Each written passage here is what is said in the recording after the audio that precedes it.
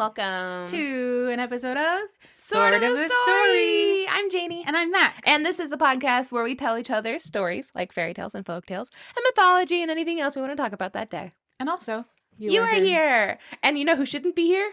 Children. This isn't for kids. Please get them out of here. I'm going to say a few curse words today. Yeah. Go on, get. Go on and get. Scram, you little heathens. Yeah, this isn't for you. This is for naughty moms only. For all you naughty moms who want to hear some stories. Naughty moms of all genders. For you. Naughty moms encompasses everyone. Yeah, except for children.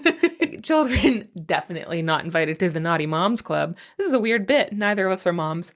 No. And I'm not particularly naughty.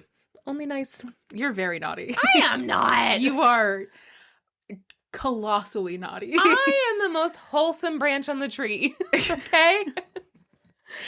You are a little monster. All right. Well, if you think I'm a little monster, fucking prove it. Come over here and spank me. Oh, yeah, you might be right. Okay. So anyway, if you want to weigh in on this, you can via our Discord. Max, how do they join it? Please don't weigh in on this. Weigh in on it. We're adult women and we know what we're into and we don't need feedback. Naughty? I'm not naughty. We don't need feedback. No. But if you want to give it, you can. Janey, every time I'm preparing food, you steal some of the food. That's not naughty. That's fun. That's naughty. No. That's very naughty. I really my love language is stealing food. Yeah, you're like a little crow. Yeah. Yeah. Yeah. I wouldn't do that from somebody I hate. Yes, you would. I'd put food on their thing just to fuck poison. with them. No, not poison. That you know of. Try it. To join us on the Discord, you can join us on Patreon at the $3 tier. Gets you access to the Discord. You can come hang out with us, talk, chat, do whatever you want. No rules. No bedtimes. There is, in fact, a buy-in, though. Yes, $3. Yeah. You got to ante up to get to hang out with the Hot Moms Club. Yeah. Several of whom are not moms. Yeah, but we have a couple hot moms in our group. We do. Jill, B. Yes. The other hot moms. Hannah. Yeah. Oh my God. Shout out to the hot moms. Yeah. I can hear some of our Discord members saying, I have a cat. Shut up, Marcy. All right. Anyway. You can also be our girlfriend for $4. We might need to examine some things about this podcast. It's getting, I think, a little more cheap. Yeah, we're becoming tawdry. Not for kids. It's fine. It's fine. Yeah, for $4 you get access to the Discord and also you're our girlfriend. Mm-hmm. Or for $7 you get access to the Discord and also access to a full-length bonus episode every single month. It's a full-length regular ass episode, but it's bonuser. Yeah. Cool. Yeah. That's it. That's it. Anyway, join the Discord. We love you. We love talking to you. You can also text us using the link in the show notes, and that's fun. People send us really out-of-pocket texts because they know that we don't know who's sending them. Yeah. We can't respond to them, but they are fucking weird. You guys are weird. I love it. We can't respond to them, and we also can't receive images. Thank God. Yeah, we get those on our Discord. Or via email at sortofthestory@gmail.com. Talk to us is what we're trying to tell you. We want to hear from you. Also, right now, wherever you are, in the middle of driving, pull over. Stop driving. This is important. Go give us 5 stars on Apple Podcast. Just like a little funny note. When you're at a safe stopping point. No. Stop right now. Just screech to a stop on I-95. Thank you. Okay. Well, with that, Max, this is episode 167. Ooh. Before we do anything, how was your Halloween? It was good. It was fun. Yeah. Max had like a couple costumes, just like around. Yeah. Yeah. Yeah, I almost came up with another one for today, but then I decided that's too much. You for some reason think that Halloween extends to November 1st, but it comes to the most abrupt halt. It's Halloween weekend. That's not a thing, really. Not when Halloween's on a Friday. If Halloween comes on like a Sunday, then it's Halloween weekend. But if it comes on a Friday, it comes to like a screeching halt on November 1st. No, that's just true. Well, I don't think it should be. I think it should be Halloween weekend every week. You can keep dressing up, but everyone else is like, it's time for Christmas, eggnog, and Thanksgiving.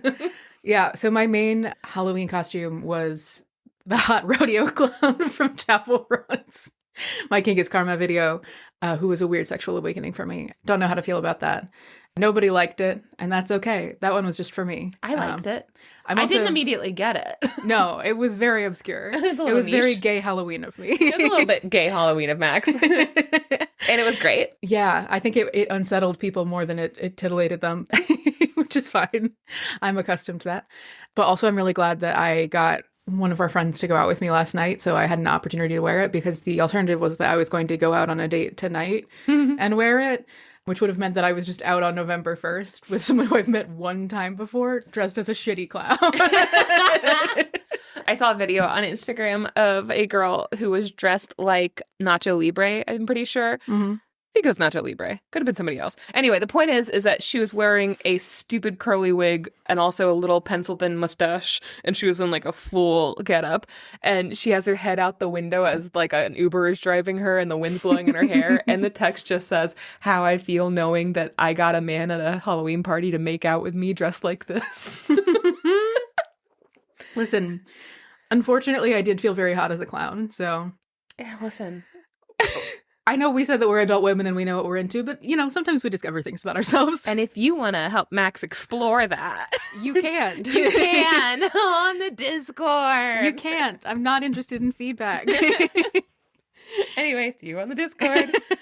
Max, it's 167, and I go first. No, yep, and I go first. And you go first. Look at you. Do you want to hear a story? I would love to hear a story. I've got a fun one. Okay. Put it on me. Cool. I'm going to go put it on Max, and then we'll be back to hear a story. Bye.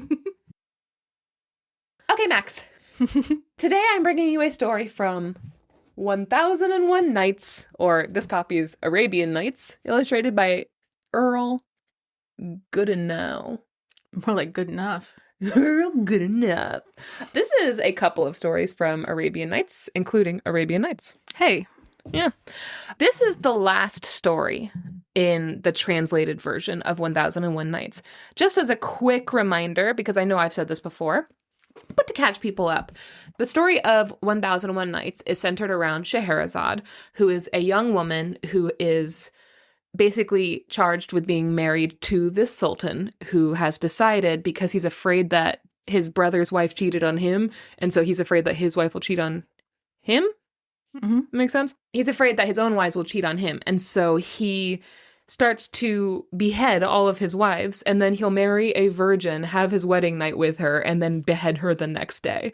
And he does this until he's out of women in his country, except for one, the daughter of the Grand Vizier in charge of finding him women. Mm-hmm. And even though he doesn't want to give her over, she's like, no, I'll do my duty, and I will marry the Sultan because it's my turn, and that's fair. And she does, but that night that she's supposed to lay with the Sultan, she tells him a very long and complicated and very interesting story that ends on a cliff note. And he's like, wait, what happens at the end? And she's like, you'll have to come back tomorrow to see. And he lets her live another night. And the next night she finishes that story, but she weaves it into the next story so seamlessly that he doesn't realize he's listening to a full second story until it ends on a cliffhanger and the sun has come up. And he's like, fuck. All right, one more night, you witch. And she does this for 1001 nights with all these different stories. Which is like 3 years. It's like 3 years of stories, and every night she has a new one. And after... Oh my God, do you think we've done... We haven't done a... No, we might have done 1,000. No, we haven't done 1,000 stories. No, not even. We're not even close. Listen. But we have been doing this for 3 years. We're no Scheherazades. But with this, he has fallen in love with her, and he decides to stop his killing spree, basically, and to marry one woman. Anyway, super weird moral. Great. Yeah, he's the hero at the end of this, and she's the hero that saved everyone. Everyone except for literally all of the women. Yeah. All of the women in the country who are all dead. He doesn't have any more women to marry, to be honest. Yeah. But yeah, that's the frame story of 1001 Nights. The cool thing about this entire series is that it spans over I want to say 1,000 years. I didn't look this up again for this, but I have talked about this in the past with research. But it spans over a very long period of time and history in the real world. And it also spans over a bunch of different countries. Different writers over the course of a very long time contributed to the 1001 Nights. And you're getting stories from Iran and also Cairo and also Iraq. It's a bunch of different places, which is very cool. It's a cool thing from human history that we have these collections. Nice. Now, the versions that you have heard before and what has seeped into our media are actually translations from French, and I'm going to talk about that a little bit at the end. Okay. But this is the last story in the series. It's called The Story of Codadad and His Brothers. So this is the 1001st story. Yes. Mm. All right. There once was a sultan of Haran who had everything anyone could ever want. He had all the money in the world. He was super powerful, and he had many beautiful wives, and they had given him 50 sons. And all of these sons were joint heirs and successors to his throne, and he loved them all equally. Note, Yeah. not how heirs work. That's how this one works. They're all going to be successors. Well, he's going to split up his riches equally amongst the 50. Mm. He loved all of them equally, Max. Except for one. This little bitch named Codadad. He fucking hated that kid from the moment of his birth. And I, for one, would love to know the tea, sis, but the story doesn't feel like elaborating on this. Sure. He just hates this baby. The baby came out and was just like middle fingers, sunglasses. No! Fuck you, Dad! This baby looks like my boss. Wait, I don't have a boss. I'm the Sultan. I hate him. He hated this bitch-ass baby so much that he sent him and his mother, Peruzzi, to the court Peruzzi. Okay. Her name's just Looky Loo. Pirouze. It could be Peruse. I don't know. I'm going to say Peruzzi. I think it's cute. Yeah, Peruzzi is just Looky Loo. Just taking a little Peruzzi around. Me and Goodwill. So he sent Codadad and his mother Peruzzi to the court of Prince Samer, a friendly monarch who lived far, far away, but not far enough. Prince Samer was awesome, and he raised Codadad to be smart and kind and really great at riding horses and really good at fighting, and he knew how to use a bow and arrow and basically had all the skills that a sultan should know. And by the time he was 18, Codadad was kind of a prodigy, and everybody loved him. But he was ready to go out, and he wanted to have adventures, and he really wanted to make his father proud. He's like, I don't know why this guy hates me so much. I was just a baby, but would love to prove him wrong. Pretty nice guy over here. So one day he went to his mother and he asked her permission to go back to his father's kingdom under the guise of being a helpful stranger. Ah. Basically, he's like, I'm going to go home and I'm going to be like, I don't know you and you don't know me. And he's definitely not going to put any middle fingers up and he's not going to wear any glasses. So he's unrecognizable. Sure. And he was going to like gain his father's affection. And when his father had like fully like fallen in love with him as like, I wish you were my son, he was going to be like, guess what? Wow. I am your son. Wow. Yeah. Basically, he wanted to earn his dad's love. Yikes. Yeah. And his mother was like, great plan, son. Go now before Prince Samer stops you. And he's like, great. And so he snuck away. He rode off on a beautiful white horse with gold shoes. And there's this little beetle. Wait, sorry. Who had the gold shoes? Did he have the shoes or did the horse have the shoes? The horse had gold shoes. Oh. Yeah. But what kind of shoes did the guy have? Wasn't wearing shoes, weirdly enough. Ugh. Barefoot on a beautiful horse. No, he was wearing shoes, just like normal shoes. But, quote, his Getting shown up housing... by a horse. I know. His housing, which I assume is a tent, his housing was of blue satin embroidered with pearls. The hilt of his scimitar was of one single diamond. Its scabbard was of sandalwood set with emeralds and rubies. And on his shoulder he carried his bow and quiver. So he looks like he was raised by a sultan. But he's just got some busted-ass Nikes on. He got them from Costco. They're New Balance. When he He's got wearing Crocs. He's wearing, but they're in sport mode, so you know Yeah. it means business. When he got to the city of Haran, where his dad was from, he immediately offered his services to the Sultan. And the Sultan was so charmed by his good looks and his great personality that he was like, what's your name, stranger? And Codadad said, I am the son of an emir of Grand Cairo. And learning that you were engaged in war, I have come to offer you my services. Didn't say a name in there, but okay. Way to avoid the question. What was his actual name? Codadad. Codadad. I would have gone in and been like, I'm actually Code Mom. And he's like, oh, then I don't know you. They don't call their parents mom and dad, though, so that would just seem weird. Well, I would say it, and it would make sense to me, and I would laugh and laugh. And then the king would be like, get out. Crazy. You're being really weird. And you are not dressed as well as your horse. Okay, so after he doesn't tell his name, but he is like, I'm here to help you out, bro. The Sultan was so pleased that he gave him a command in his army. Easy as pie. Nice. Codadad quickly stood out as being exceptionally brave, and he rose in the Sultan's favor. Nope. And he rose in the Sultan's favor almost immediately. Eventually, he was always by the Sultan's side, and eventually was made governor of his 49 brothers. The brothers hated this. They didn't like it. They complained that the stranger was held in higher esteem than the Sultan's own children. And also, they didn't need a babysitter. And this governor was not their real dad and couldn't tell them what to do, actually. So, Wow. and we hate his shoes. Wow. They said, quote, "It is not to be endured. We must rid ourselves of this foreigner." And one of them said, "Let us slay him." But another one, who's a nerd, said, "No, let us use stratagem." So they decided to ask their governor's permission to go hunting. And instead of going hunting, they fucked off to a distant city and they all hid. And they're like, our dad's going to be so mad when he realizes we're gone. Probably in like an hour. He's going to be like, where are they? No one knows? You're fired. Or killed. I bet he'll behead him. At the very least, he'll banish them. Yeah. So they're all feeling pretty smart about this. They're like, and we won't have to be gone for long. So the Sultan didn't notice his 49 sons were missing until 3 days later. But when he did, he was pissed. He ordered the stranger to go get them or die. He's like, you're supposed to be with, how dare you? So Codadad went to go get his brothers. He searched the whole country for them, asking at every village, but no one had seen them. They just like disappeared. They're 49 guys. Yeah. That's like more than 5 guys. That's like 7 groups of 7 guys. Nerd! I bet you would also want to use stratagem. I love stratagem. Killing them. So he's going around. He's like, oh, they're nowhere. No one's seen them. He was just about to lose hope when he came across a palace of black marble, like in the middle of nowhere. He's like, this place isn't on the map. In the window of this palace was a beautiful woman wearing worn garments with messy hair. And I wrote, maybe this was her day off. Don't judge.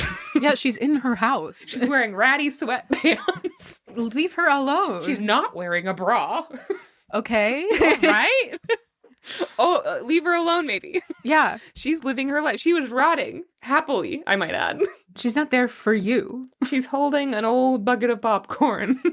She'd clearly been watching some reality TV. Like, leave her alone. She's holding a glass of pink wine. She has such a hard life. This is her one day off. God. Men really do just come to your house and say, put on makeup. Yeah.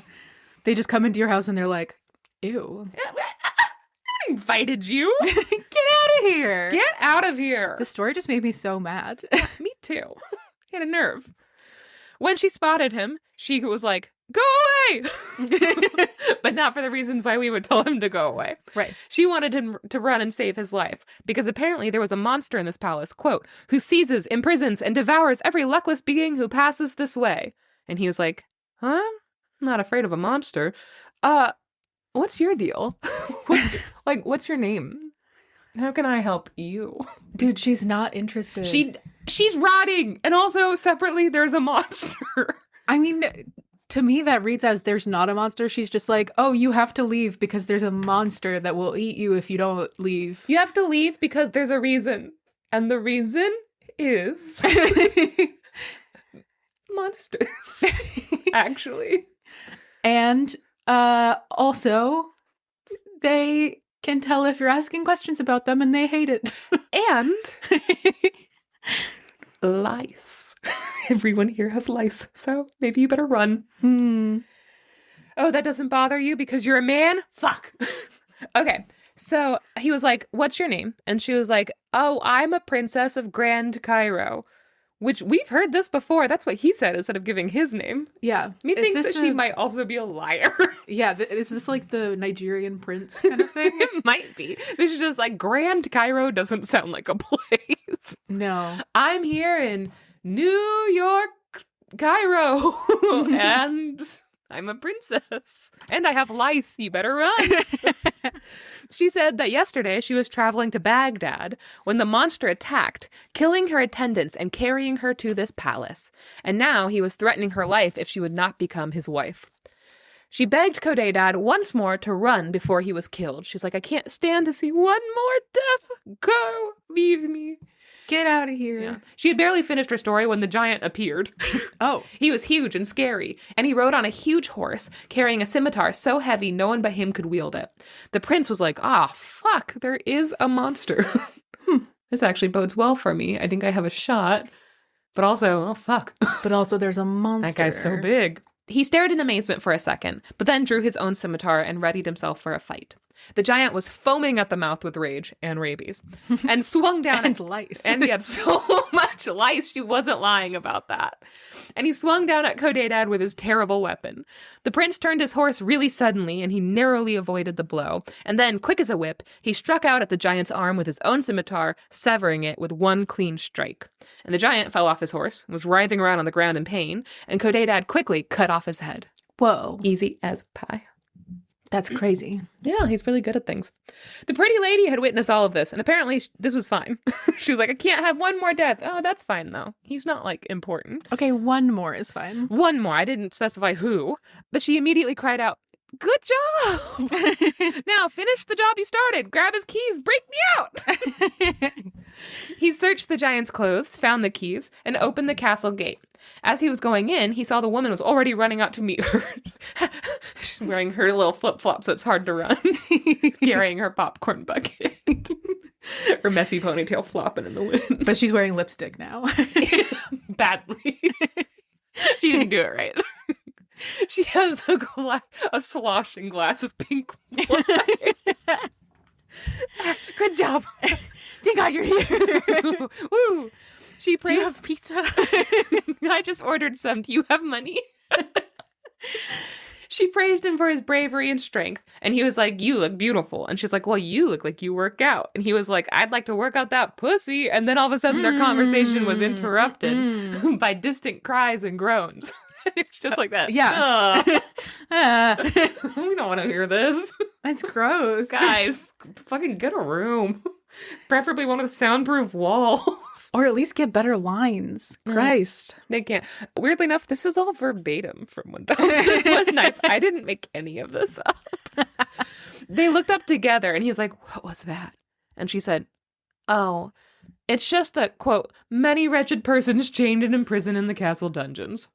And I assume he then gave her a look of horror because she said, let us hasten to give them liberty.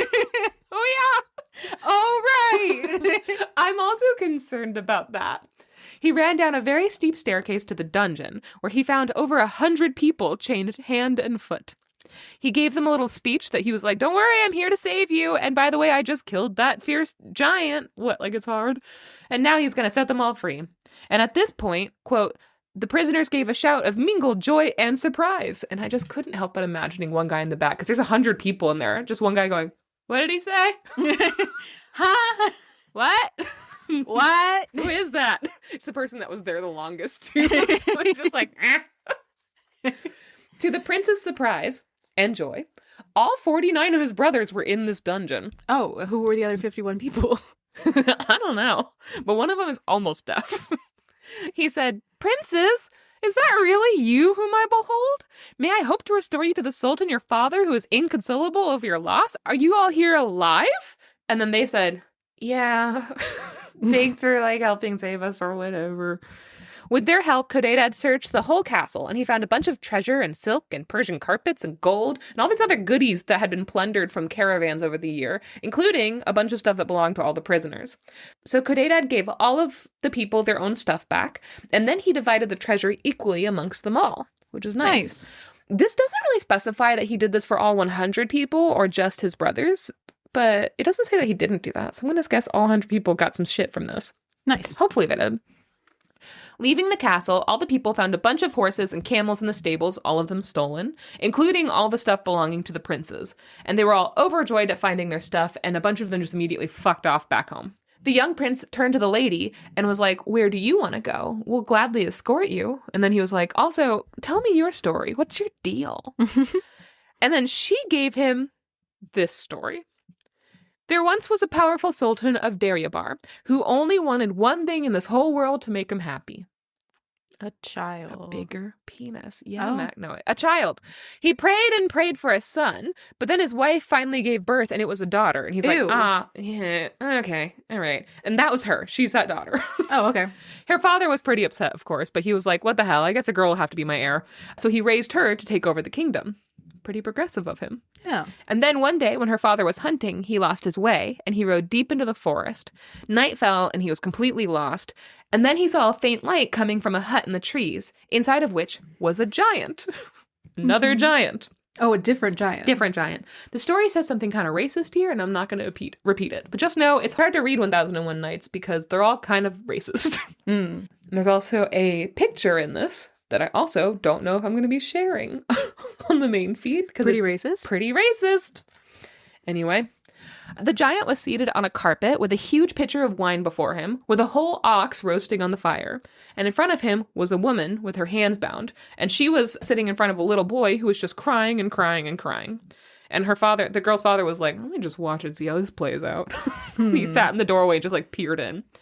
Before long, the giant had drank all the wine and had eaten half the ox. And then he seized the poor woman by her hair, drew out a scimitar, and went to go cut off her head in front of this child. What? And at that moment, the sultan that was lurking shot an arrow into his chest, killing him instantly. Then he untied the woman's hands and asked for her story. And her story was that her husband had been a prince ruling over the seacoast tribes, but one day while they were traveling, she and her child had gotten separated, and this giant had found them, carried them off into the forest, and was about to kill her because she had refused to be his wife. We've heard this story before, lady. I just don't know. She repeats some motifs quite a bit. The girl's father pitied this woman and was like, well, I'll escort you to the city of Daryabar, which is his kingdom, and give you a place to stay until your husband comes to find you. And she was like, great, and he definitely will, because he's real. My story's true, actually. So the next morning, she went back to the palace with him. She was given a beautiful little apartment, and her little son was given the best education. Apparently, her husband never came to claim her. You could just say anything. Yeah. I'm actually a princess. Don't worry, my husband's looking for you. And then you end up living in a palace for the rest of your life. Not a bad deal. Not a bad deal. The boy grew up to be tall, handsome, and clever, and her father really liked him. He was very close to this child. All the courtiers gossiped that one day he would grow up and marry the princess because they were the same age, and why not? And so when he grew up, he was a little delusional from all this gossip, and despite being of lower station, asked the sultan for her hand in marriage. And he was like, I actually have other plans for her. Like, she is going to marry somebody royal, so no. And this guy was so angry that he murdered him and proclaimed himself to be the Sultan of Daryabar. And then he went to her room with a bunch of guards and was like, either marry me or die. She's having a bad time. Sure. The Grand Vizier, however, was still loyal to her father, so he carried her from the palace to a place of safety, and then they boarded a ship, and they started sailing away. But a few days later, a huge storm hit Max, and their boat was dashed to pieces upon a rock. And the Grand Vizier and all her attendants were swallowed up by the sea, and she was the only survivor. Isn't that crazy? So then she regained her senses, and she had been washed up onto the shore, and she was so overwhelmed with loneliness and despair that she almost threw herself into the ocean. But just as she did this, she heard a noise behind her, and she turned around, and it was just a bunch of people on horses. And there was one guy who was hotter than the rest, and he was wearing a gold crown. And she was like, so what's your deal? And he was like, and this is my story. And this is my story. And his story. It turns out this is like 80. Scheherazad's like really scrambling. She's like, fuck, I'm running out of stories. She's like, we got to make this one story 8 stories. And we have to make it last forever. He saw that she had been crying and was like, hey, don't cry. I'll take you back to my castle. You can live with my mother, the queen, who's really nice. She'll love you. Like, you'll have a good life. He said, quote, I do not know who you are, yet I'm already deeply interested in your welfare. End quote. It's called love bombing, girl. Choose the sea. Choose the sea. Guys, new merch coming. Choose the sea is pretty good, Max. She thanked this young sultan. She meets so many sultans. She's like the luckiest How many girl in the sultans world. are there? How many sultans does it take? The place is just fucking lousy with sultans. Is anybody a peasant? We know there are sultans and giants. That's all we know. And like a girl. Like just the one. And then one hot girl who everyone is fighting over. She thanked him and then was like, but like, I'm not below your station, though, just so you know, I'm like worthy of this rescue because I'm also a princess or whatever. And then she told him her whole sad tale. And he took her back home, and as promised, she was treated well by the queen. And eventually he asked her to marry him, and she said yes. And they had a grand wedding. It was a spectacular event. But then, in the midst of their celebrations, the king of Zanzibar attacked their kingdom in the middle of the night and almost captured them both. And they escaped narrowly, and they reached the sea, where they got in a fishing boat. More boats. More boats. The sea. But then a couple days later, They were It was a attacked by storm. pirates. 5 or 6 pirates jumped aboard. They bound the prince and they threw him into the sea in front of her. And she was like, trauma, no. Oh, no. Then they took her aboard their own ship. And instead of casting lots or voting on who deserved her, they all just started beating the shit out of each other. And eventually only one man was left alive. And he was like, I'm bringing you back to Grand Cairo to sell you to a friend who wants a beautiful slave. So that's my plan. But she's the princess of Grand Cairo? No, not yet. She's from Dangyabar, or whatever the place is. Dangyabar. She's from that other place. So, on their way to Grand Cairo, they were attacked by that giant, you know, the one from the beginning of this tale. Sure. I guess the slightly middle, who took her to the Black Castle. And that's when Codadad found her. So she's not a princess. Oh my God. See, I think this whole tale is a lie. I think all the women in the story fucking lie. And good for them. They get a lot out of the lie. But she said, I'm a princess from Grand Cairo. And then she didn't even make it to Grand Cairo in this story. No. She's lying to him. Yeah. You can say anything if you're a hot woman. That's true. There's no internet. There's no way to look them up. What are you going to do? Check her Instagram? No. Anyway, her whole sad fucking tale. After hearing the story, he nodded and said, so like... I've heard something like this happening before. He said, I'm actually a secret prince. Do you want to marry me? And she was like, sure. I feel like she needs friends. I said, girl, no, your husbands die. The wedding took place that day. There's no other girls, Max. What do you mean other friends? There's nobody else. You could be friends with boys. Prove it. The wedding took place that day. I really do have a lot of friends in my life of many genders who would be like, Janey, no. And they have been a bunch. Janey, don't listen. The wedding took... Janey, don't listen. New merch Can dropping, confirm. guys. Janey, don't listen. Janey, don't listen.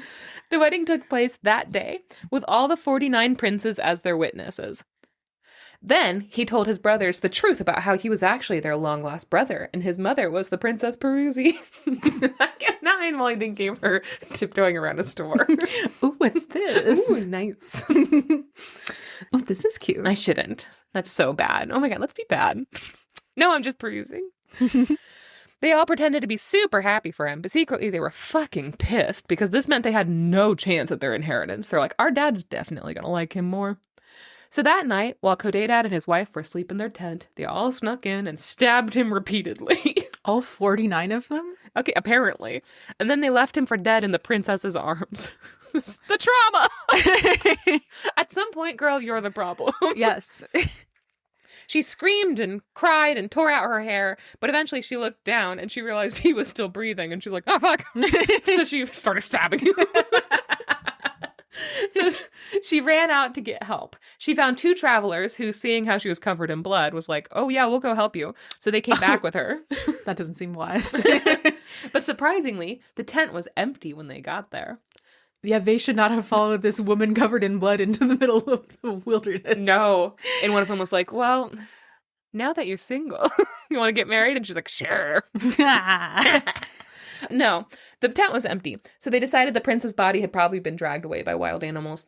They got her to tell them her sad fucking tale, and then after she did that, they were like, wow, we don't have all night. They told her, basically, they were like, it's your duty as his wife to tell the Sultan what happened to his son. Like, you're the only one who knows the truth, you have to go tell. And she was like, oh, yeah, okay. Fuck. All right. Yeah, I'll go. So they offered to escort her back to Haran, and she was like, fuck. Yeah, okay, I guess that also makes sense. I guess you won't just take my word that I'll be okay. God damn it. They halted at the first caravanserai. Have you ever heard that? Mm-mm. Autocorrect did not flag that. Should have looked it up. They halted at the first caravanserai they reached and asked about the latest news in Haran. They were told that apparently, you didn't hear this from me, the Sultan had had a son who he hated for some unknown reason, and he had banished, but had come back undercover boss style and gotten his dad to love him against his will. But he had disappeared, and no one knew what happened to him, so he's missing. But his mother, the Princess Peruzzi, had come looking for him. She's just looking. And everyone was mourning, just looking around. And she had told him basically what had happened and how this had actually been his son. And everyone was mourning the loss of this prince, and even his 49 sons couldn't help him feel better. So everyone was just like in mourning. Hearing this news, the two travelers decided to split up. One stayed back at the caravanserai with the princess, and the other went ahead to Haran to get an interview with Peruzzi. He's like, I gotta tell her that this princess, the sultan, his wife, his Codadad's wife is the princess. As that second traveler was nearing the palace, he saw a lady mounted on a richly decorated mule, followed by several other mounted ladies with a large amount of guards and slaves. And he was like, who's that? And they were like, that's Peruzzi. And he's like, oh, thanks. That's very convenient. And so he went up to one of the slaves and he said, brother, I have a secret of great importance to Princess Peruzzi. It concerns Prince Codadad. And they got him an audience with her, and he told her the whole sad story, and she fainted.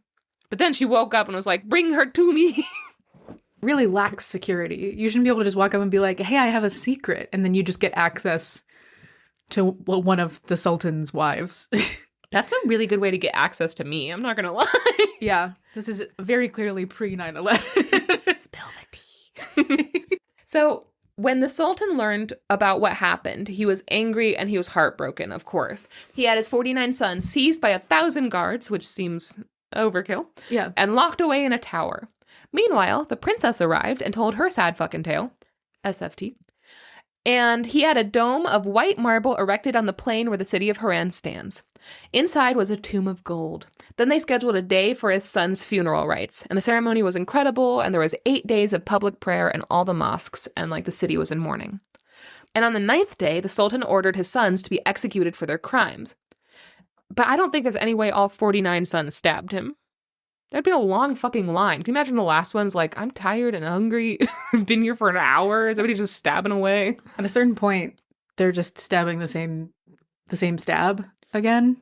Yeah, and that's a little gay. Yeah, that's Stab weird. in the same hole? No, it's not, I guess. What would you call this? Knife brothers. Knife brothers. Because we stabbed the same hole. Oh, brutal. Awful. I hate this. I didn't like that, actually. I might cut that. Okay. So he ordered all of his sons to be executed. But right before they were to carry out this execution, their city was attacked by a fierce enemy. Everyone said, rats! If only Codadad was here, he could help us. But he's not. Based on what evidence? He was stabbed to mush. Instead, they got their asses kicked. The Sultan bravely fought on the front, but just as they were about to lose, a mysterious body of fresh cavalry appeared on the plain and fell upon the enemy's flank with such force that they cut them to pieces. The Sultan had been watching in awe, and he was so impressed with this brave cavalry that he was like, I have to find the leader. Like, I gotta say thanks, and I gotta see who he is. Like, he's so brave and cool. So he hurried forward to meet the stranger who had saved them in the nick of time, and he saw in his amazement that it was Codadad! Hey! What? Not believing his eyes, he burst into tears, and he promised, he's like, I'm gonna avenge you for what everyone did to you. But the prince was like, how do you know who I am? Did my brothers, like, repent and tell you everything? And he's like, no, your wife did.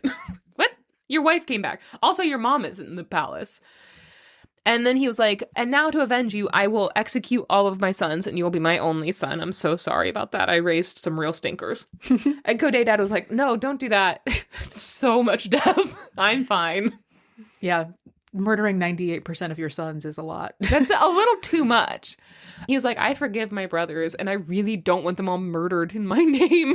That's fucked up. Don't put that on me. Murder them if you want to, but not because of me. And then he told his story. After he'd been stabbed a bunch and his wife had left to get help, a wandering peasant had found him dying in his tent. So he loaded him up on his mule and carried him to his house, where, with the help of wild herbs, he had saved him. And he was on his way back to Haran when he learned that they were being attacked. So on the way, he started gathering a small army. He was like, hey, I'm the prince. Here's my story, my whole sad tale, my sad fucking tale, SFT. Do you want to come help me fight? And they were all like, yeah. So that's how he gathered his army. Mm-hmm. And they had come in Haran's defense. After this story, the 49 princes were brought out, and Codadad himself struck off their chains, which sounds like too much for one person to do. Yeah, your arm would be so tired. Give him a key. Also, ruining all those chains? Come on. It's a waste. They embraced with sincerity and affection and much regret, and Codadad was officially named heir.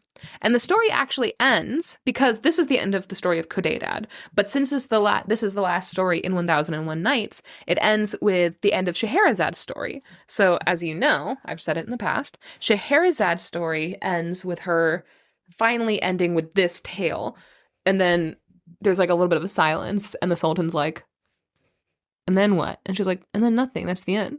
And he's like, the what? That's the what? She's like, that's the end. No more story. So I guess you can kill me now. And he's like, well, I can't do that. You've told me such good stories for literally years. Like, you've been my only source of entertainment. I want to read his last line. I think it's romantic, and I think you'll forgive him for all the murders, the serial killings. He says, I confess, most lovely Scheherazade, that your wit has disarmed me. For your sweet sake, I renounce my terrible vow to slay a woman a day. And for that reason, you shall ever be remembered as the deliverer of the maidens who would have fallen victims to my wrath, which I now know to be unjust. There are no maidens left. There's a bunch of 3-year-olds. The Sultana cast herself at his feet and embraced him with the most warm affection and gratitude. And they lived happily ever after. I'm going to throw up. The end. I hate that. I hate it. Yeah.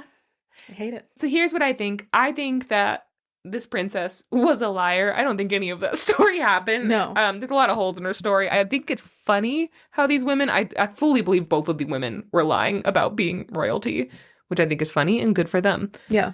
Yeah. Yeah, I agree. I love that. And I also love a story that doesn't end with murdering the people who murdered you, yeah, I like that. Too many of the Grimm stories end with and then they were ripped apart by 1,100 horses. Yeah. And their remains were buried. Okay, so a little bit about this story. Well, or a little bit about what we have. So 1001 Nights was translated into French by Antoine Galland. Galland had come across a manuscript of the tale of Sinbad the Sailor in Constantinople during the 1690s, and in 1701, he published his translation into French. So that's basically where we get the start of our translations of this. It starts with this one guy. Its success, and he was an archaeologist too, that just stumbled upon this and was like, I can do this. Its success encouraged him to embark on a translation of a 14th or 15th century Syrian manuscript, which is now known as the Galland manuscript of the 1001 Nights. So he's 100% the person that's to be credited for these stories that we have in English today, started with French. The first part of his work was solely translated from that Syrian manuscript, so it's very faithful to the original texts. In 1709, he was introduced to a Maronite Christian from Aleppo, whose name was Hannah Diab, who recounted 14 more stories to Galland from memory. So not as faithful, but he adds them to his list. He chose to include 7 of these tales in his version of the Nights. However, later on, some mystery starts to surround some of the more famous tales because people are like, wait a minute, there's no Arabic manuscripts for Aladdin or Alibaba. So did he make these up? These are called orphan tales. And he's these predate Galland's translation, and he's claimed to have heard these from the Syrian storyteller, Hannah Diab. Yeah.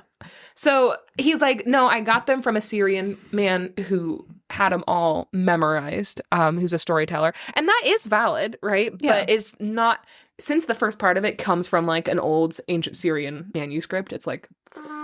Yeah, you can say that those are all stories that are told, but you can't say that the source is the same for both of them if it's not. And he does, and he also doesn't claim it is. It's just people are like, is it valid? And I will say that, oral storytelling is just as valid as written storytelling. But when you're going off of something like that, especially something that spans this many years, you're not going to have them all written down, No.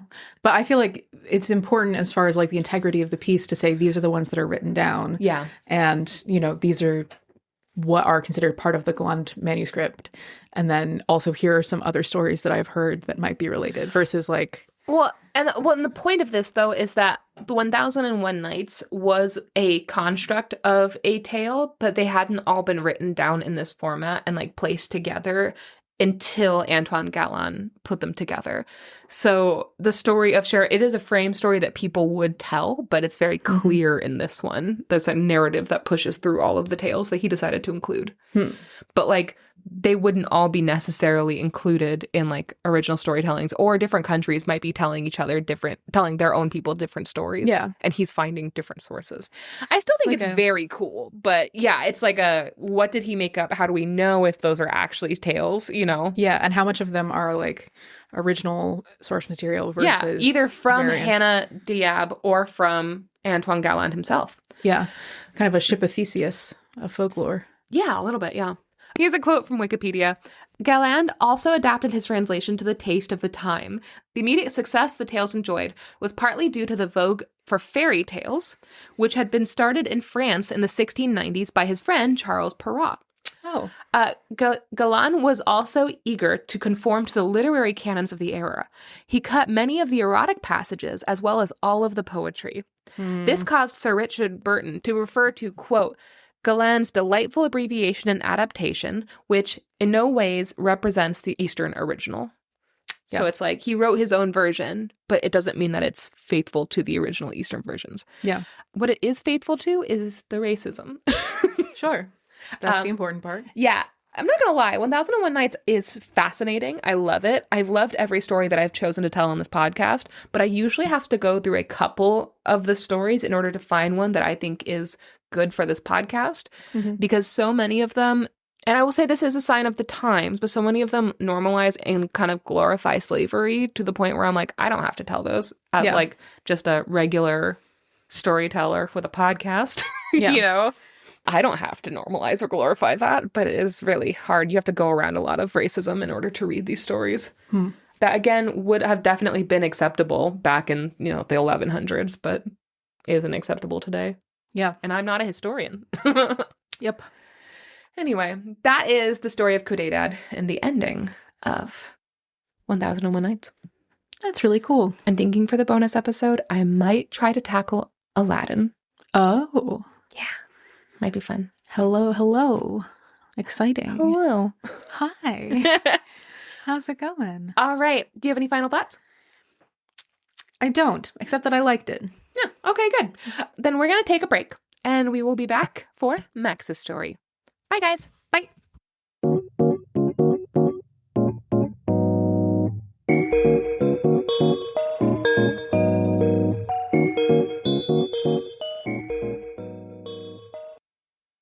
Okay, Janey. Okay, Max. The story that I have for you today is called Little 14. Okay. My grandmother had 14 children. 14 littles? They could be the little 14. Oh, that's cute. Or it's their gang. Or it's their gang. Little 14, watch out! This story is from Folktales of France by Geneviève Massignon, translated by Jacqueline Hyland, produced by the University of Chicago Press. Cool. And I didn't really do a bunch of other research on it because it has a bunch of tropes that I recognize from other stories. So I know it's going to be really hard to track down the exact same version of this story. Yeah, that's fair. But this is Little 14. Cool. Never heard of this. Petit 14. Ooh. So we know it's sexy. Yeah. That means Little 14. Sexy. But not in English. No, not in English. Gross in English. Yucky. Yeah. Icky. There once was a poor couple who lived in a shack near the woods. They were so poor that when they had a little baby boy, nobody would volunteer to be the godfather/godmother of their little baby boy. Because there's so much money that you get out of being a godparent? I think it's because if, the parents die, then you have to take care of the baby. And they were like, those parents are going to die. Oh. Because they're so poor. I'm both of my nephews' only godparent. Oh, my God. It's literally just me. And I'm like, yes. I hope you're in your sister's will. So rather than having a God-given name, they just named the little boy Petit, which means little. Listen, old-timey godparent rules are fucking insane. Yeah, they seem fully made up to me as far as I can tell. Yeah. By the way, I mean, everything's made up. Everything's made up. The points don't matter. But when I became the godparent, it was because they had to find a Catholic godparent. At that time, I was in my very early 20s and I was still Catholic. And then very shortly after that, I stopped being Catholic. And they also found out that the godfathers that they had chosen were never Catholic. They were like secret liars. And they were like, oh, fuck. And then they just never saw them again. And then Savannah's husband fucking dipped. And she was like, oh, fuck, twice, 3 times, really. So it's literally just me. And I'm not even Catholic anymore. And Savannah's like, God damn it. Oh, no. She's like, this was the worst possible outcome. 0 godparents. No, I'm still a godparent.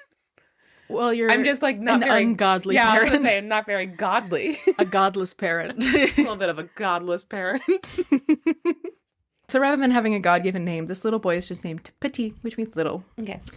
Everyone was right about the parents because the father dies and the mother becomes very, very ill. Yeah. And so little Petit is left to fend for himself and his mother. One day he goes to gather firewood when he is a young boy, and he encounters a gentleman in the woods. And the gentleman asks him, what's your name? And the little boy says, my name is Petit, but in French, because the story is French. This is a quote from the story. The gentleman said, parentheses, this was God, by the way, end parentheses. You will tell your mummy that from today on you shall be called 14. I am your godfather, and the Holy Virgin is your godmother. From now on you shall eat like 14. You shall work like 14, and you shall be as strong as 14. God is more creative than this with the naming. He has an angel named Megatron. So, like... I don't think he does. He does! Metatron. Oh, my bad. I think I just improved on God's plan. All right. Wow, you really are a godless parent. I really did confidently say Megatron. That's a transformer. He has an angel named Megatron. Oh my god. We might lose listeners from this. I don't think so. I don't feel like we have a lot of judgy Catholics that listen to us. We only have the cool Catholics for sure. For sure. So God says to this little boy, I'm your godfather. The Holy Virgin is your godmother. And from now on, you're going to eat as much as 14 people. You'll be as strong as 14 people. Oh my God. And you'll work like 14 people. But they're already so poor. I didn't put people after that. I was imagining a big Sesame number 14. Like you're going to eat like 14. And it's like, no. Like no food actually making it down its throat. Oh, no. Why would it be that? I don't know. It didn't make any sense to me, and I thought you were going to, like, unveil a riddle, but you mean that he needs to, like, eat his poor mom out of house and home. Yes, absolutely. Okay. They already don't have enough food. And he's like, well, what if you ate as much as 14 people? I'm God, and I think you should just eat enough to survive.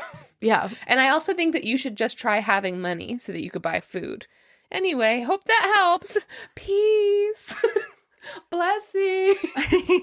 God, love you. Bye. I'm God, and I think you should just go to the doctor when you're sick. Goodbye. God, you don't understand how anything works. It's bad down here. No, don't fly away. What do you mean just have money? God. I love you. Here's $5. Go buy yourself a gumbo. I'll always have you in my bosom. What does that mean, God?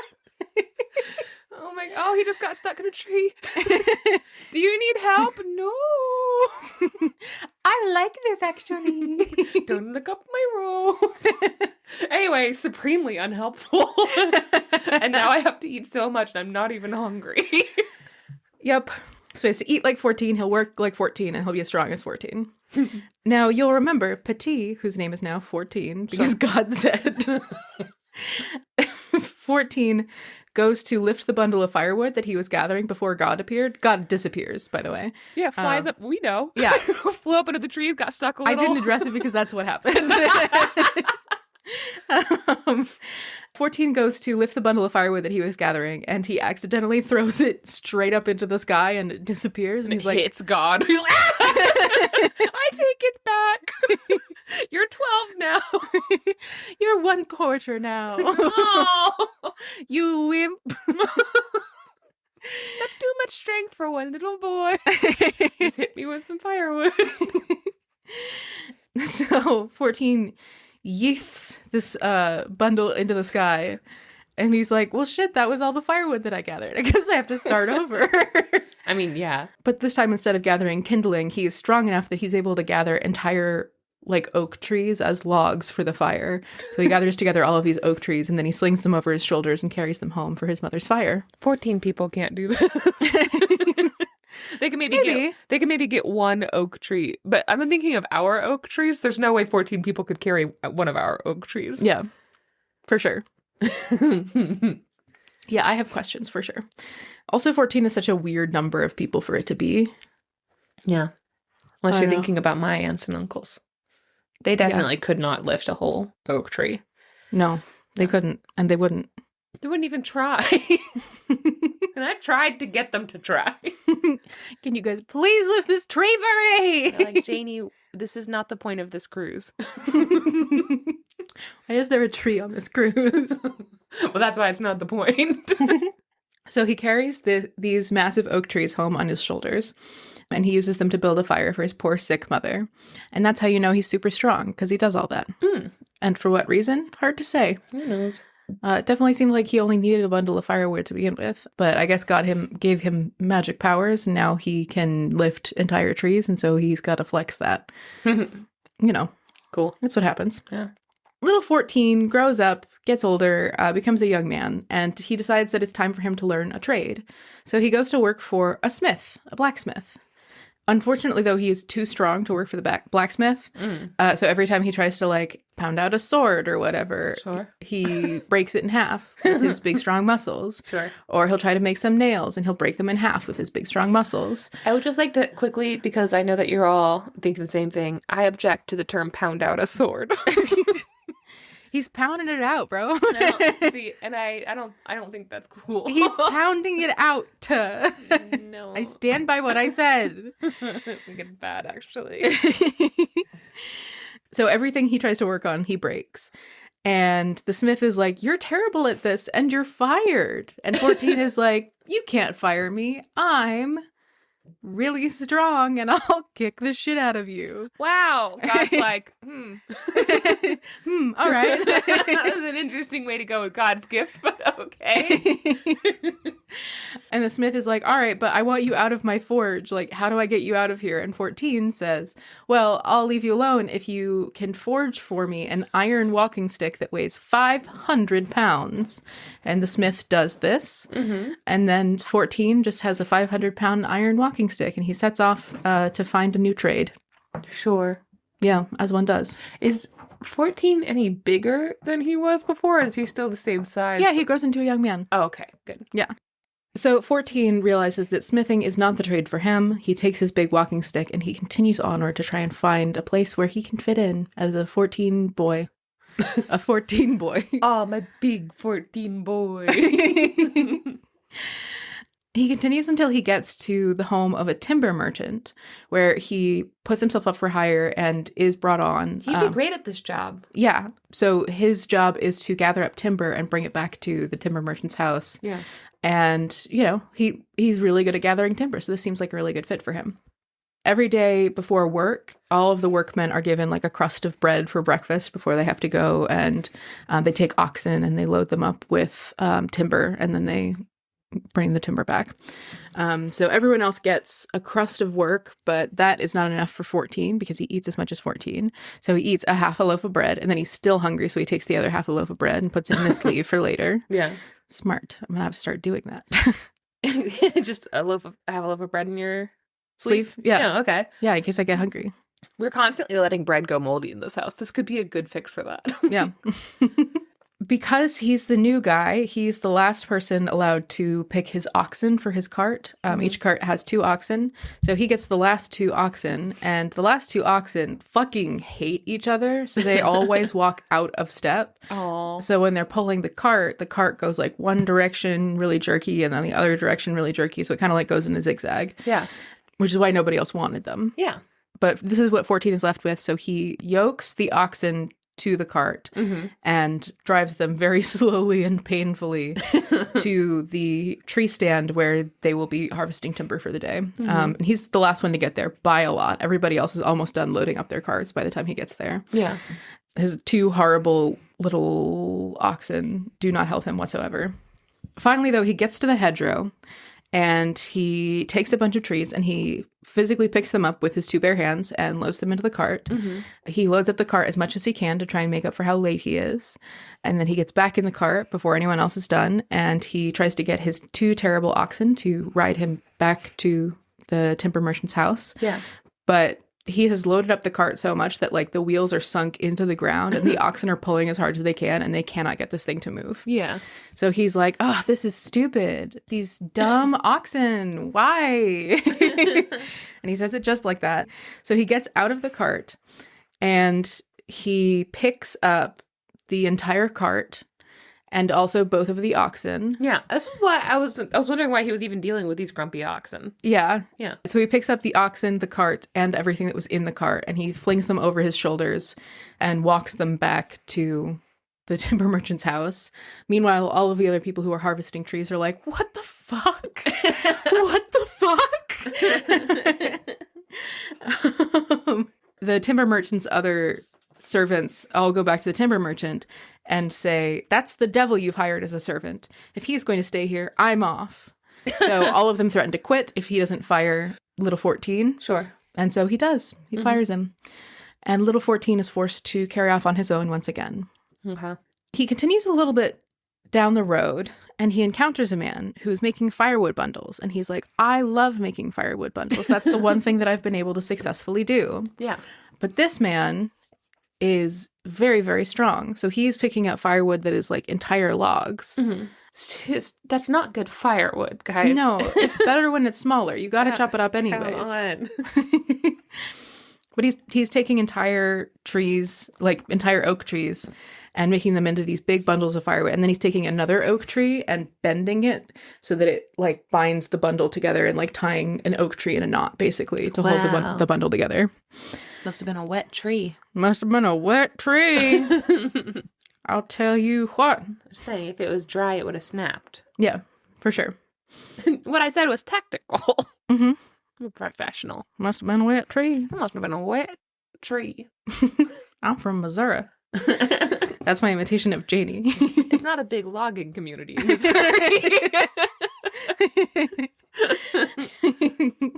It's a really big frogging community in Missouri, for sure. Logs, not so much. Frogs all the time. Oh, yeah. All day long. Frogs, baby. So Little 14 goes up to this man who is binding together these massive firewood bundles of entire trees. And he says, hey, Oak Twister, which is a nickname that I just came up with for you. Yeah. Come with me and we won't be afraid of each other. And Oak Twister's like, yeah, all right. And they go off together to do something. Sure. Hang out as strong boys. Yeah, be strong boys, hang out. Yeah. Tie some trees. Yeah.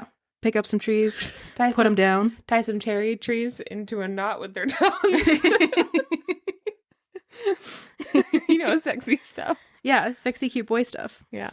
They travel a little bit further down the road, and then they encounter a miller, they assume.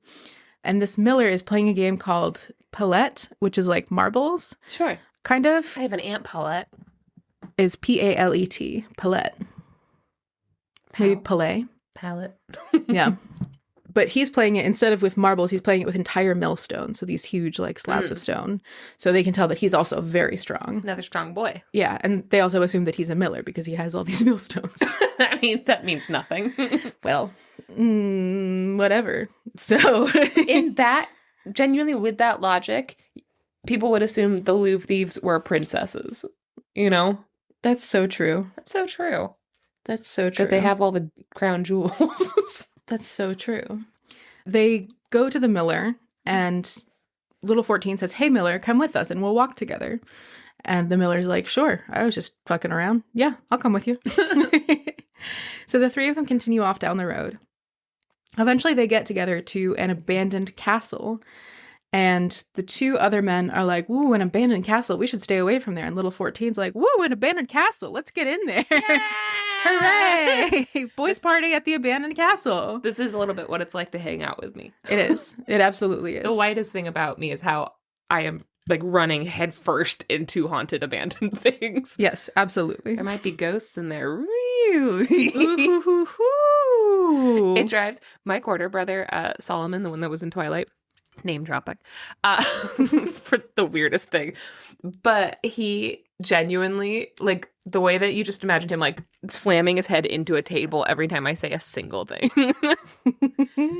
Like, at one point, I showed a picture of, like, our house, and I was like, oh, it's just so beautiful. And he just sent back a zoomed-in screenshot of the Ouija board in our house, and he's like, burn it. It's like, no. Damn. It's like, we've never used it, but no. So 14 convinces the other two men to go and stay in the abandoned castle, even though they're scared. He's like, it'll be so much fun. Boys trip. Boys trip. Come on. Boys trip. Boys trip. And so they all settle down in this abandoned castle for a little while. They realize that they're hungry, and so they hunt around the castle, and they find in the castle like little bits and bobs of like pantry items, and they're able to put together like a little struggle dinner for themselves. And as they're eating this little struggle dinner, which I assume is just like a pile of beans and a pile of different beans from a can. Mm-hmm. And beans in a pot. It's beans in a pot. Yeah, beans in a pot. 14 muses to himself, if only we had a gun apiece, we could go hunting. And the other two are like, yeah, we could go hunting. So after they finish their struggle dinner, they all go looking around the castle to see if they can find guns. And they find guns. They find 2 guns, but there are 3 of them, Janey. Well, the miller should have some millstones. Make a slingshot. Yeah, make a slingshot. Yeah. Somehow. Yeah. Use a whole tree. That's what you guys are good at. Bend it. Yeah. Make a slingshot. Yeah. You don't need guns. Yeah. You guys are so strong. Why do you need guns? You could probably just like flick a rock at something and it'll go through it like a gun, like a bullet. Yeah. They definitely don't need guns. No. Just take an entire tree and smush something. Yeah. Be a man. Grow Why up. do you need a smush gun? something. God, that's so embarrassing. I'm sorry. If you need a gun to make you feel like a man, it's a little embarrassing. It's pretty embarrassing. Smush it with your bare hands. Yeah, smush it. Smush it with your bare hand. Real men smush. That's how we're going to be. That's how we're going to get gun control in America. Ew. We need shirts that say real men smush. Real men smush.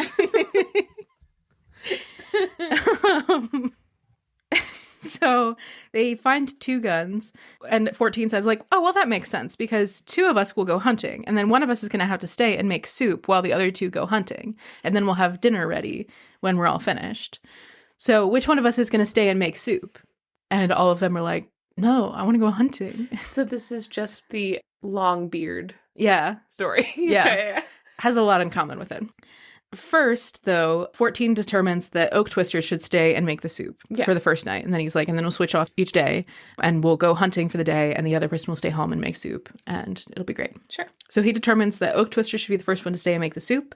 He's going to whistle when the soup is ready so that they all know that soup is ready and they'll bring home whatever they've hunted and they'll all have dinner together. Yoo-hoo. Yoo-hoo, boys. Soup zone. I'm your lunge. And so the miller and 14 get ready to go. And before they leave, 14 says, oh, by the way, Oak Twister, just be careful that you don't fall into that big hole that's in the front yard of the castle. Big hole! Because there's a big hole that's in the front yard of the castle. What? Just a massive hole. If he's inside making soup, why would he fall into that hole? That's a great question. This is Chekhov's hole. Not Chekhov's hole. Welcome to Chekhov's hole. It's filled with guns. Eventually somebody will use. God. Oh, boy. It's weird that God was in the beginning. Yeah. Who was God, by the way? So he's like, be careful of the big hole in front of the castle. Anyways, what? A shirt that says, I found God in Chekhov's hole. That might be too niche. And it has a picture of a gun.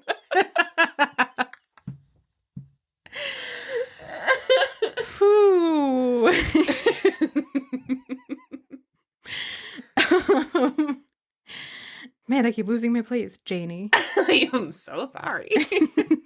By the way, we're doing this on the next day, just so you know. Yeah. If it feels like a different vibe, it's because it's 3:00 in the afternoon on Sunday. And we both just took a nap. Yeah, little nap. I laid down. Yeah, that's a nap. Yeah, it's a tiny nap. Yeah. It's a brain rest. A nap. That's what we call those. Yeah. That's what we call those. So 14 says, be careful of that big hole. Okay, anyways, bye. And 14 and the miller go and they hunt together. Oak Twister stays behind to make soup. He's making soup when an old man climbs out of the big hole in the front yard of the castle. God! Hello, it's me, God. I found God in Chekhov's hole!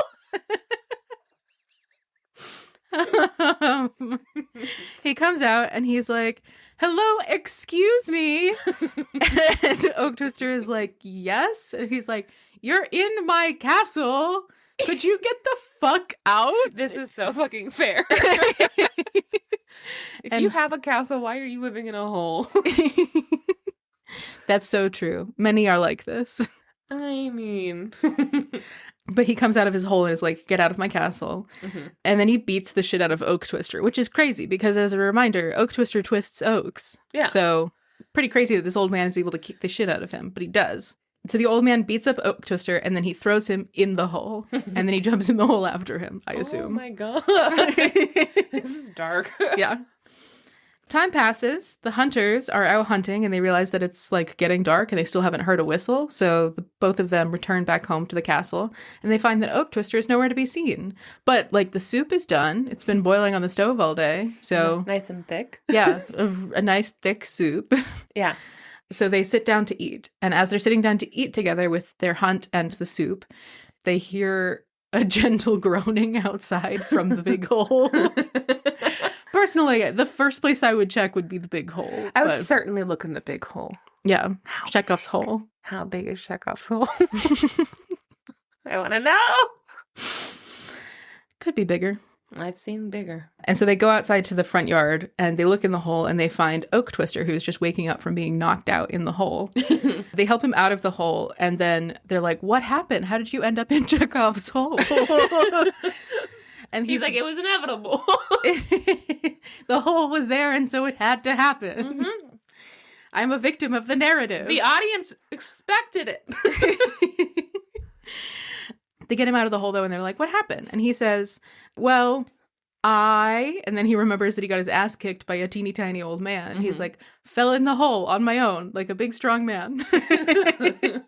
And so they're like, oh, that's so weird. We told you not to do that. And he's like, yeah, well, it turns out it's not that easy not to fall in a big hole. So they all finish their dinner together, and then they go to bed. The next day, they wake up, and this time it is the miller's turn to make the soup. So Oak Twister and 14 go out to hunt. They hunt for the whole day. They get back. Nobody's whistled for them, and they find that the miller is gone. So this time they check in the hole, and the miller's at the bottom of the hole, passed out. They help him out of the hole, and they're like, what happened? And he's like, I fell in the hole also. And he and the Oak Twister like make eye contact with each other and then both look away really fast because he too has gotten his ass beat by an old man. Yeah. So they have dinner together. And the next day, it's time for 14 to stay back and make the soup. So the Oak Twister and the miller go off together to hunt. And as they leave, they're like, haha, now he's going to know. It's not so easy not to fall in the hole, especially after an old man kicks your ass. These are just really stupid friends. Yeah, they suck. Yeah. So 14 stays and he's making his soup and he's like testing it out and checking the seasonings and everything like that. And then an old man pops out of the hole in the ground and he's like, what are you doing here? This is still my castle. Where do you guys keep coming from? And he's like, well, I'm going to beat the shit out of you and I'm going to throw you in this hole and you better stay in the hole. And 14's like, why don't you come and take it? Okay. All right. Take what? He didn't offer to take anything. My breath away. Oh. So the old man jumps out of the hole and tries to beat 14 up, but he can't because 14 takes his 500-pound walking stick and knocks him on the top of the head and then drops him into the hole and the old man disappears. Oh, God. 14 goes back inside and finishes making the soup. When it's finished, he whistles and the two hunters return and they're like, did anything weird happen while we were gone? How did you avoid the hole? And 14 is like, well, this old man came out and tried to beat my ass, but he couldn't because I knocked him upside the head with my 500-pound walking stick. Yeah. And then I threw him in the hole. And they were like, oh my God, we've seen that guy. He beat us up and threw us in the hole. So they all go to the hole to see where the old man has gone. And the old man is like in the dark at the bottom of the hole, passed out. Mm-hmm. And 14 is like, see? Ha ha ha. Got him. And then he knocks on the bottom of the hole with his walking stick, and the whole bottom of the hole falls out. Oh, God. And suddenly a huge chasm in the earth appears in this like front area of the castle. Mm-hmm. Because apparently it was hollow underneath of there, and his 500-pound stick fucked it up. That's bad. Yeah. That's not safe for the castle. It's not safe for that guy to be hopping in and out of that hole all the time. And throwing people in. No, for sure. Yeah. For sure. But this massive hole opens up, and the little old man falls into the chasm far beyond where they can see and disappears. Oh, God. So they're like, well, let's figure out what's at the bottom of this chasm for some reason. 14 takes his big old whacking stick, and he puts it in the ground, and he ties a rope around it, and then he uses it as like an anchor to rappel down into the chasm to figure out what the fuck's going on at the bottom of this chasm. Yeah. The other two stay up top, and he's like, I'll send anything up that's like worthwhile on the rope. So I'll need you guys to pull it up. I don't believe they. They're going to betray him. Really? I'm calling it. Wow. We've heard this too many times. Sorry. So he rappels down to the bottom of the chasm, and he finds a little house at the bottom where the old man has clearly been living. Mm-hmm. And inside of the house, there are 3 girls who the old man has clearly kidnapped. Okay. Perv? Yeah, right? Gross. Very gross. Yeah. Very upsetting. These fairy tales are gross. Yeah. So he releases the 3 girls, and he walks them over to where the rope is hanging. And he sends up the first girl, and he's like, hey, you guys need to... there are women down here. They've been kidnapped. Mm-hmm. I'm going to send them up. You just need to pull on the rope. And they're like, okay. So he sends the first girl up, Mm-hmm. and she's very, very beautiful. And as she's coming up, the Miller and Oak Twister are like, well, she's so pretty. She's going to be my wife. No, she's going to be my wife. Men no, are she's going gross. to be my wife. Fucking disgusting. And they get into a little tussle, and they're like, okay, we'll decide later whose wife it's going to be. It. And so they pull up the first girl and set her down on the surface of the world. I don't know why I said it like Yeah, that. that's romantic as hell. They set her down on the surface. Right now, we are on the surface of the world. We are. Doesn't that make That's you true. feel small? Really makes you think, don't it? And then 14 from the bottom sends up the second girl. And this one is even lovelier than the last. And the Miller and Oak Twister at the top are like, well, I actually don't care about that first girl. I want the second girl because she's even prettier. And then they get into a little fight. They're like, okay, we'll decide later. And the girls are like, I got a boyfriend. Actually. I'm not interested. I'm a lesbian. We're in love together, so it's not going to work. But bye. Thanks for getting us out of Chekhov's hole. Finally, 14 sends up the third and final girl, and she is even lovelier than the last. And the whole time that she's coming up, the 2 men at the top are arguing about whose wife she's going to be. And 14, somehow sensing that this is what they're doing, calls up and he's like, and this one's going to be my wife. Gross! Because she's the prettiest. No, let them go home. They've gone through an ordeal. So the 2 at the top are like, sure, yeah, she can be your wife. Totally. So they get her up to the top, and then they cut the rope. Yeah. And they leave 14 at the bottom of the hole with no way to get out. Bastards. Yeah, those sons of bitches. So 14 is at the bottom of the hole with this crumpled form of an old man who's just fallen several hundred feet. And he's like, damn, how am I going to get out of here? So he goes to the old man and he shakes him, and the old man wakes up somehow. Wow. Yeah, right? If I were to fall out of bed, it would positively ruin me. Yeah, you would die. Yeah, every bone in my body would break. I'm basically held together with popsicle sticks and glue, guys. So 14 wakes up the old man from his dead faint, and not from being dead for some reason. Mm-hmm. He's like, hey, old man, tell me how to get out of here. And the old man is like, okay, I guess, because you kicked the shit out of me, I will tell you. And he tells him that there's a creature. Now, here's what this creature looks like. Okay. It's pretty crazy. It doesn't say. It just says there's a creature. Ah. It just is like, there's a creature, Okay. and the creature will help you get out of the hole. It's got rippling muscles and a square jaw. It doesn't say biped, quadruped. Doesn't say whether it has wings, reptilian, it's mammalian. a triped, if you know what I mean. Ew. It's got a third leg, Max. Yeah. Gross. Ooh, suddenly you're too good for a monster fucker. All right. Angela Carter would be ashamed of you. She would be ashamed. I take it back. I take it all back. You can't. She's rolling over in her grave right now. So the old man tells him that there's some kind of creature in the cave that the old man uses to get up and out of the cave. And he's like, so you can take the creature up to the top. You can ride the creature, and the creature will get you back up to the surface. Fucking so just use done. Use the creature. Ride bro. that creature to the top. Use the creature. Yeah. And he's like, but the creature has to be incentivized, as many creatures do. So you Promise gotta that it can touch a tit. If it gets you out of this hole.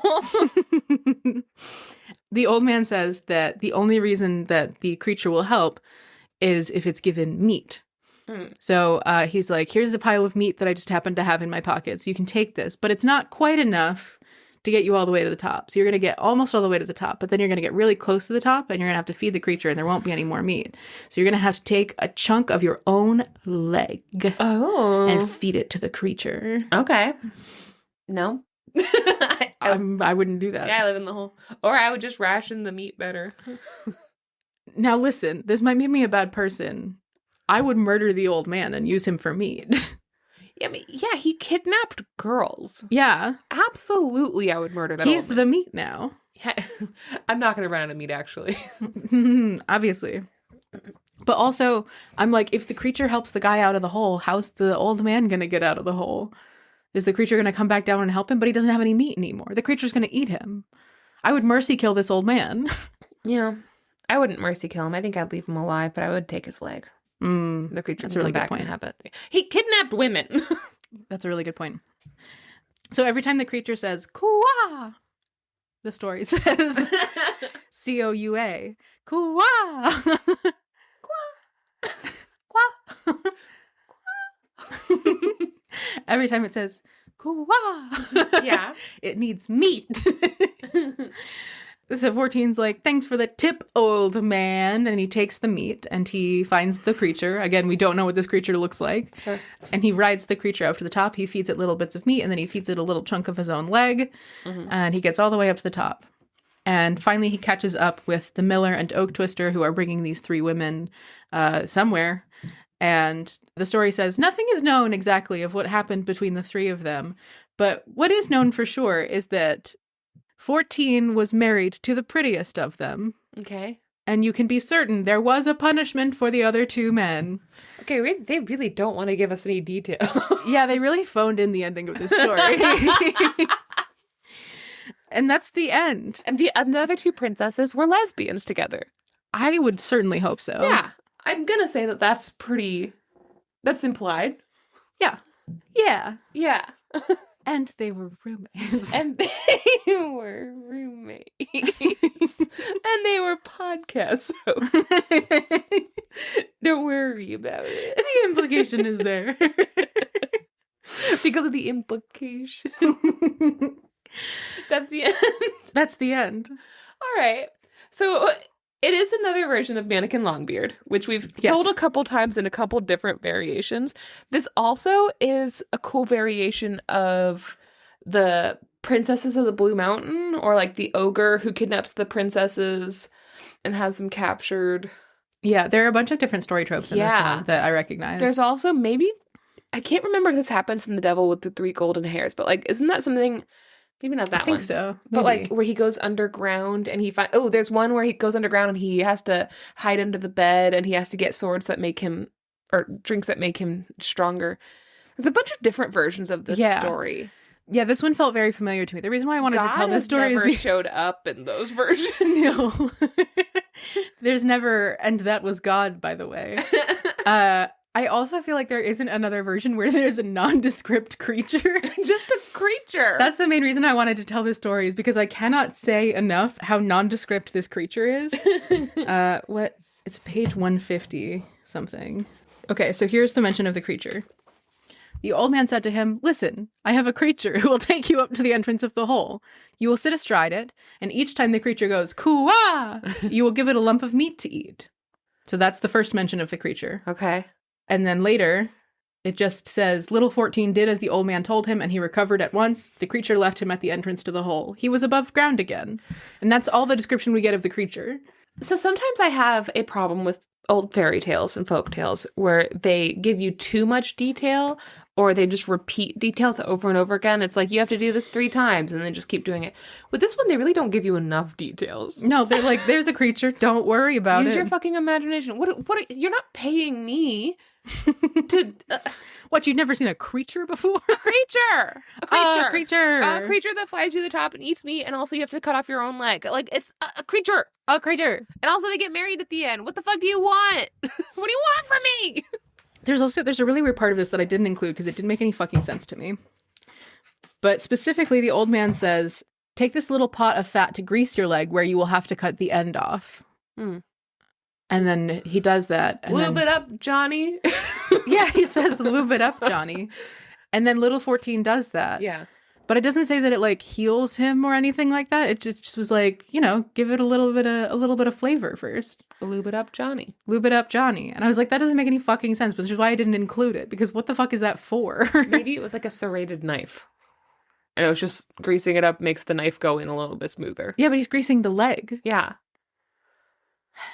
Lube it up, John. I don't know what else you want me to say. Lube it up, Johnny. And that's the last word on this one. That's pretty good. Yeah. I enjoyed that. Yeah. That story was just so fucking weird that I had to tell it. Because why? There's a lot of... We need more details. That for sure. For sure. And also, it's really weird that... I don't know. This feels like someone misremembering a different version of this story. Yeah. Because it's like, oh, and then he got a bundle of firewood and it was like entire oak logs. And then there was another guy and he was proving that he was really strong by gathering a bundle of firewood that was like also oak logs. And then there was another guy who had like some rocks and they were all strong. Yeah. And then they all went off together for some reason. And there were some hot ladies. Don't worry about them. They were in the hole. Where did they come from? Where did they come from? This story for sure, the one that we can all agree on this, doesn't pass the Bechdel test. That's very true. I cannot believe that God showed that up. God showed up. Honestly, that's so inconsequential. Yeah, God was just wandering around in the woods and he was like, "Oh, what? Why was God in the woods? What if God was in the woods? In the woods, like one of us, just hanging out, talking to boys." That's where you find the worst boys. In the woods. Honestly, that's true. Stay out of the woods. Stay out of the woods. Good job. Yeah. Well, guys, if you have any thoughts on what that creature looked like, please give us your best renderings on the Discord. You can get on the Discord by joining the Patreon at the $3, $4, or $7 level. I'm picturing the creatures from Pitch Black. Do we see those creatures? Yeah, they kind of look like pterodactyls a little bit. Okay. I mean, it would have to have wings. It wouldn't necessarily, though. It could climb up the wall. Be scaling the wall. Could be scaling. Maybe it can stretch its legs like an elevator. Oh, that's fun. Yeah. Yeah. Yeah. Give us. What? How would he get to the top? What kind of creature? Tell us about the creature in your mind. Is it like a tripod where his third leg just keeps getting longer and longer and longer and propping him up to the moon? Who knows? I'm not an expert in creatures. Anyway, sorry, what was I saying? Join us on Discord. Text us at the link below or email us at startofthestory@gmail.com or talk to us on Instagram. I answer all the DMs. I have nothing better to do. Talk to me on Instagram. And if you give us 5 stars on Apple Podcasts and leave a very fun review, I will screenshot it and put it on our stories because I love you guys and I think you're funny. And to the people who keep texting us pee pee poo poo, we don't know who you are or what that's referencing. But thank you. I have some guesses, but I won't say them. Thank you so much. And a pee pee poo poo to you as well. And I think that's it. I think that might be it. We love you. We hope you have a great rest of your week, and we'll see you in 2 weeks with 2 more stories. Bye. Bye. I started thinking, and then I started writing my notes of different ways to say that somebody is stupid. Okay. Uh-huh. So, for example, we have not the sharpest tool in the shed, right? Yeah. Not the most colorful crayon in the box. My personal favorite. Yep. Couldn't pour water out of a boot with instructions written on the heel. Love it. Love it. It would look up when it's raining and drown, right? Yeah, like a chicken. Yeah. So I like there are a few blank short of blank. Yeah. Right? So here's a couple of my things I was thinking of in the last 2 days. Yeah. A few pumpkins short of a patch. Cute. A few pillows short of a fort. A few apples short of a pie. Mm-hmm. A few apples short of a tart, which I think is kind of fun because it also means they're not that slutty. Ha! A few strings short of a bikini. Sure. A few bees short of a hive. A few rocks short of a quarry. I Oh. like that one. And then also not the blank at the blank. I have not the heaviest hog at the fair. Wait, those are my ideas. That's good. Everyone's not going to think of another one. I put them down. I like the ones that are even more insulting where it's like a few blank short of a blank, but you only need a few of whatever it is to do that. Yeah. Where it's like, I don't know, like a few quarters short of $1. Yeah, a few quarters short of $1. That's a good one. I like that one. Because it only takes 4. Yes, and you don't even have those. Nope. Yeah. How many quarters do you have? 1? Not enough quarters, buddy. No. Yeah. Yeah. What's another one? A few eggs short of a dozen. It's not that impressive. But I like not the heaviest hog at the fair. I thought of that because of the last test where you made up a date where you stole a hog from the fair. yeah, the prize hog. Good. Yeah. I feel like that one is a way to describe someone as being skinny. Not the heaviest hog at the fair. No, I think it's just unimpressive. Hmm. It's like, so what was your date like? It's not the heaviest hog at the fair. I've had better. Well, that sounds like you're making fun of his dick. He's not winning any prizes for that his hog. I mean, honestly, it's layered. Anyway, if Like you a can think, tart. it's like a tart, not slutty. If you can think of any more, text us. Yeah. Few socks short of a pair. A few sucks? Socks short of a pair. Oh my God. A few sucks short of a PEAR is what I heard. Mm-hmm. Okay. Yeah. Text us more insults. We'll add them to the list. Yeah.